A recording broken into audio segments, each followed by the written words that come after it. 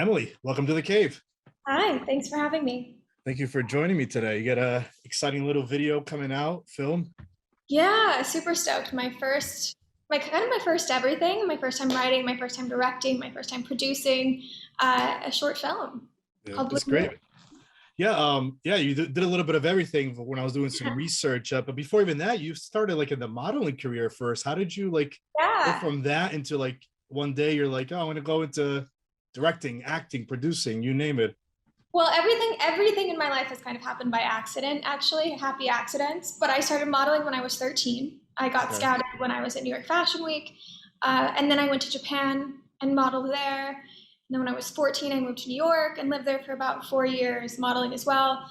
Wow. Um, Decided I wanted to give LA a shot and came out here. It was supposed to be 6 weeks. It's been 8 years, so I stayed and got into acting kind of by accident. I mean, I had done a lot of theater as a kid. I was a theater nerd. I actually went to a Mm. musical theater summer camp. Oh Um, wow. so I actually thought that was going to be my trajectory. I wanted to be on Broadway growing up, but it got kind of derailed when I started modeling, and that all happened so quickly that I didn't really.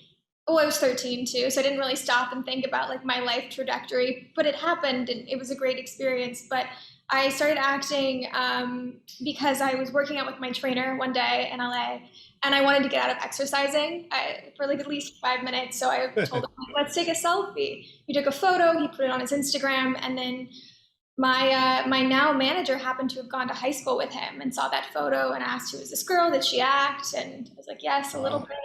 He signed me, and then a month, not too long after, maybe a month or two after, I booked like kind of one of my first or second auditions ever. It was a film called Newness, directed by Drake Doremus, which went to Sundance, now on Netflix, and that got me an agent. So that all kind of happened also very quickly and by accident. And then writing and directing came about because, well, during the pandemic, the acting business relatively came to a halt, right? Unless, as well, you were a big name and they were willing to, fly you out to Vancouver or wherever they could shoot. It was kind of non-existent, and I think I was really burnt out from the years of rejection as well, and feeling like other people were responsible for where my life was headed. So I decided to write something. This was like in my best friend's bedroom. I had no context that this was going to be anything other than like a 3-minute video on my iPhone. Wow. So one of my good friends and I kind of came up with the concept about exploring love within a single night, and just how that love can feel just as intense and raw and vulnerable as that's lasted over a couple of years. So I decided to write something. Didn't know I could do that. I was pretty good at writing in English class, but it's been a while since high school. So wrote it, which was amazing, and then happened to find a producer, and then the balls just kept rolling. Like, it grew every single day. I had no clue what I was doing. I didn't know the first thing. I had been on set plenty of times and had a very clear idea what I wanted this to be, but I didn't know the steps involved about like insurance and COVID testing and Right. certificate of engagements and crew memos and so that it happened by accident, but as it was happening, I knew it was what I was meant to be doing, if that makes sense, and it came very Yeah. naturally. And I was able to be so enthusiastic that I could convince other people to jump on board. And then I just hired people that knew more than me. And it just evolved into this thing that's now going to lots of festivals, and I'm in pre-production for my next one. So So for the Blue Moon, like how long did it take you to write the script? I know it's about a that, 10-minute film. Like how long did it take you to yeah. write it? So all in all, it probably ended up being like 12 to 13 pages, probably 2 weeks in my Okay. pajamas in my bedroom. And it was roughly based on some of my own experiences. And then one of my good friends started dating women. And she had always told me how she didn't feel represented in Mm. media and in film. And so I decided to use her experiences as inspiration as well. And but over the course of like 2 weeks, I mean, it's something now looking back, I think I wish I could have developed a little bit more. But again, I had no Yeah. idea. It worked out, which is great. Like 2 weeks, not very Yeah. long. So you mentioned about your friend. Like, did you get like is the story based on your friend, or did you grab like other people's ideas also for the film? It was basically, so the concept of a love story in a single night was taken from one of my experiences, but the experience of being queer in 2020 or Mm. 2021 was taken from her experiences and her stories. And there's a scene where the two girls are sitting on top of the cars. Yeah. And both of those actresses happen to be queer as well. And those stories in the hood also came from their personal experiences that they shared with me. So it was a really beautiful kind of collaboration between a couple different worlds that kind of built together one little love story. How did you go about casting, and like how did you get like a budget to start filming this? Well, the budget came from my college fund that I never used. So I ended up never going to school because I told my mom I wanted to be an actress, and she looked at me like I was crazy. So I just realized like I had all of this capital sitting somewhere, and I was like, what am I going to do with it? It's just sitting there.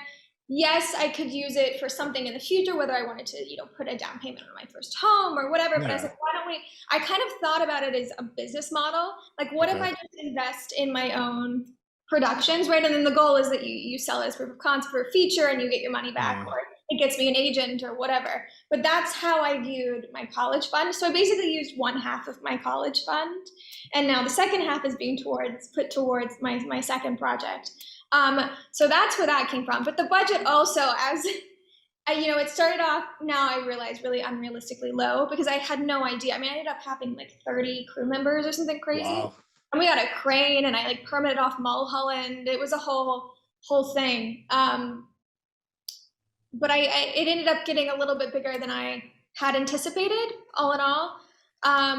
But casting also came about. So the girl who plays Maya, Olivia Barris, and I met in acting class about 5 years ago. Wow. And so I knew her from acting class, and we'd always been really kind of collaborative friendship, and I really liked her vibe, and I thought it was super chill. And then Audra, who plays Petra, they actually were good friends and knew each other. So I cast them through friends. Audra had never acted a day before in her life, which is amazing because she just won Best Supporting Actress at the Chelsea Film Festival, which was super cool because that was an audience award. We didn't submit her for it. So that's how casting came about. But they also, I don't know if I could have done the story without them, because their relationship was so special, and the chemistry that they had with one another is something that I couldn't really buy. And each of the characters, once they were cast, were kind of molded more specifically to fit them, and they were also very involved when it came to how I wanted to style them and their aesthetic and things like that. That's great. How long did it take you to film and editing and everything to have it ready for release? We filmed in 3 days. Okay. Because our goal was to shoot it in 2, but we missed the sunset on the first day, and that shot was so important that we decided to shoot a third day. And edit it. I mean, we were trying to make the deadline for Locarno, which is a film festival in Switzerland, which is a precursor for the Academy Awards. And I had brought on a whole new post-production team kind of towards the end of this to help me with editing and coloring and sound design and everything. And so I got the festival kind of calendar a little late, I would say. Well, I got it right after shooting, but I didn't schedule my shooting around the festival circuit, which now looking back, I'd want to do this time. So we basically squeezed about 2 months of post-production in 2 weeks. Wow. So it was insane. It was crazy. And then you have the graphic design, right? So the press kit, the website, the trailer, the coloring, the sound design. I flew to New York, where I'm in LA right now, but I flew to I flew to New York to work with my editor. We spent about 5 days, about 12 hours a day editing that film. There was 12 hours of footage, which was crazy. And then we squeezed it out. I probably won't do that again unless I absolutely have to. Yeah, it was crazy. I was in Miami for my friend's bachelorette party, and they were all out having a good time, and I was in the room like sending back graphic design ideas and working on people's biographies for the press kit. So what festival is this going to play in? We just premiered at New Fest, and we're at the Chelsea Film Festival. We're at New York Film Week right now, and we've got a whole bunch coming up soon. It's interesting. It's kind of like getting into college. And they generally stagger out the notification dates. But we've played at about 30 festivals so far, which has been really amazing. And I've won Best Director a handful of times and Best LGBTQ. So what's the goal for this film?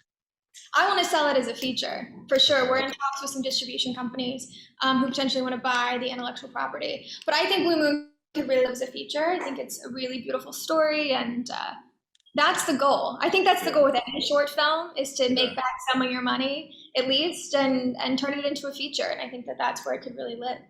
Now, is this something where if somebody comes up to you, say, hey, I want you to write a bigger script of the same story but make it longer, would that be something you would consider?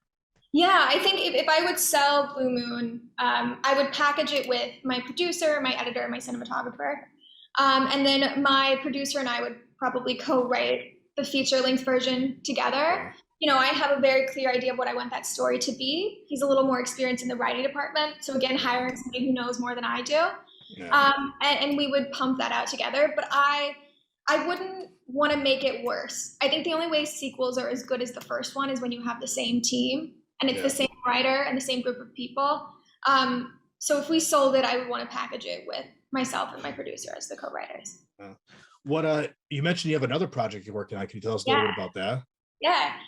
It's called 13 Stepping, and it follows an AA group of 13 members and how their lives intersect and intersext with one another. And the idea is to pitch this. The short would serve as a pilot for proof of concept for a series, and we'd do 13 episodes. Each episode would be from the perspective of one of the different characters, Oh, wow. and it follows all of their lives and how they interconnect. And the pilot is told from the perspective of a character that I'm actually paying. So I'm throwing in another job description there, which is so exciting and not overwhelming at all. Um, but it's super exciting. It's kind of 80% based on my experiences when I was 19. And it's a lot sexier and more provocative than Blue Moon. It's like a lot of reds and dark blacks, and Mm, the coloring. School of Rock was a reference for some of the coloring and those reds and the okay. Sopranos, and like the lighting inspirations are the AA scene in Fight Club, that kind of dark shadowed lighting. It's a bit grittier. Um, it's cool. It's really cool, and we're shooting in New York at the beginning of December. I'm casting it with a mix of real people and actors to fill up those 13 characters. Um, there's some really cool music. The entire project will be scored by the band 2 Feet. So it's gonna be really, really, really cool. Yeah. Now for Blue Moon, now if the listeners, the viewers want to try to find it online to watch it, where can they go? So Blue Moon is not out online quite yet. It will be up in a Okay. couple of months due to festival regulations. You can't stream, but the Okay. trailer is on BlueMoonTheShort.com and EmilyRuhl.com, and then also the theme song to Blue Moon, which I wrote and produced, is on Spotify, and it's called Her, and it's Blue Moon original motion picture soundtrack, so they can check that out too.